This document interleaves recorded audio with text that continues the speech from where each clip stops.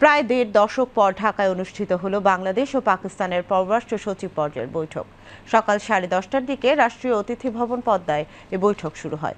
এ বৈঠকে পাকিস্তানের পক্ষে নেতৃত্ব দেন দেশটির পররাষ্ট্র সচিব আমনা বালুচ, আর বাংলাদেশের পক্ষে নেতৃত্ব দেন পররাষ্ট্র সচিব মোহাম্মদ জসিমউদ্দিন। এদিকে দুপুরেই পররাষ্ট্র মন্ত্রণালয়ে আমনা বালুচ বৈঠক করবেন পররাষ্ট্র উপদেষ্টা তৌহিদ হোসেনের সঙ্গে। ঢাকায় অবস্থানের সময় আমনা বালুচ প্রধান উপদেষ্টা ডক্টর মোহাম্মদ ইউনূসের সঙ্গেও সৌজন্য সাক্ষাৎ করবেন। 2010 সালে সর্বশেষ ইসলামাবাদে বৈঠকে বসেছিল দুই দেশের তৎকালীন পররাষ্ট্র সচিব। এছাড়া অর্থমন্ত্রী পর্যায়ের অর্থনৈতিক কমিশনের সর্বশেষ বৈঠক হয় 2005 সালে। চলতি মাসের শেষে ঢাকা সফরে আসার কথা রয়েছে পাকিস্তানের উপপ্রধানমন্ত্রী ও পররাষ্ট্রমন্ত্রী ইসহাক দারের।